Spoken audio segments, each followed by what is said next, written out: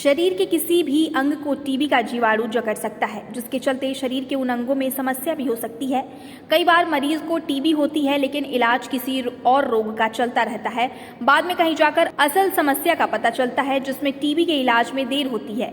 इन्हीं सब बातों को लेकर केजीएमयू के रेस्पिरेटरी मेडिसिन विभाग के प्रोफेसर आर.एस. कुशवाहा ने टीबी रोग व उनसे प्रभावित होने वाले अंगों, इलाज व जांच के बारे में विस्तृत जानकारी प्रदान की, जो न सिर्फ टीबी के इलाज में काम आएगा, बल्कि इसकी जानकारी होने से लोगों में इस रोग को लेकर जागरूकता भी बढ़ेगी।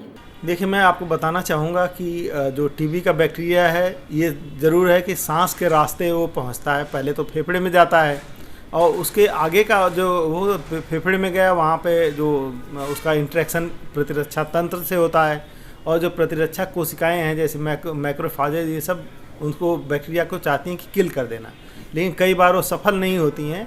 तो उस बैक्टीरिया का क्या होता है कि वहाँ पे वो उसको घेर के रोक लेती हैं, जिसको ग्रेनुलोमा बोलते हैं, और घोन फोकस बोला जाता है इसे।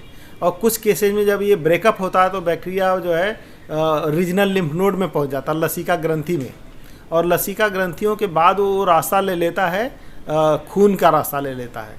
तो जब ब्लड सिस्टम में जब वह पहुँचता है तो शरीर के किसी भी हिस्से में उसकी पहुँच हो जाती है। तो शुरू के जो प्राइमरी इन्फेक्शन है टीबी का, उसके दौरान ही एक बैक्टीरिया होता है, माइकोबैक्टीरिया, जो टीबी का बैक्टीरिया है, शरीर के सभी हिस्सों में लगभग वो पहुंच जाता है। तो आप समझ सकते हैं कि टीबी जो है शरीर के किसी भी अंग में होती है।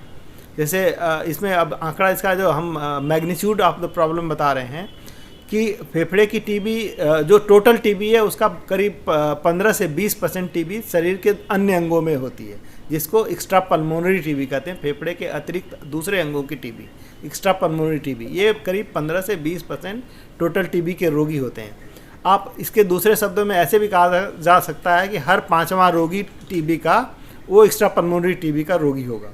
अब एक्स्ट्रा पल्मोनरी टीबी में हम आगे अब आपको बताना चाहेंगे कि इसमें करीब 40 से 50% एक्स्ट्रा पल्मोनरी के टीबी के रोगी जो लिम्फ नोड टीबी वाले होते हैं, लसिका ग्रंथियों की टीबी। जैसे इसमें लिम्फ नोड्स तो शरीर में बहुत सारे हिस्सों में रहते हैं, जैसे गर्दन के आसपास बहुत सारे लिम्फ नोड्स होते हैं। इसके अलावा जो मीडियास्टनम, जो फेफड़े और दिल के बीच का जगह है, उसको मीडियास्टनम बोलते हैं, वहाँ पे लसिका ग्रंथियाँ हैं। पेट के अंदर लसिका ग्रंथियाँ हैं। इसके अलावा जो है आर्मपिट्स हैं, ग्रोइन्स हैं, इन हिस्सों में है, बहुत सारे जगहों पे लिम्फ नोड्स पाए जाते हैं।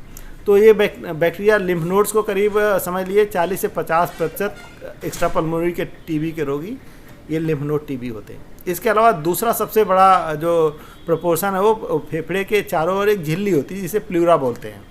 आपने अक्सर सुना होगा कि फेफड़े में पानी आ गया, मतलब एक्चुअली जो प्लूरल स्पेस है, जो प्लूरा है, उसके अंदर जब पानी आ जाता है या उसके अंदर जब टीबी होती है तो उसे प्लूरल टीबी कहते हैं। तो टोटल एक्स्ट्रा पल्मोनरी टीबी का 30% रोगी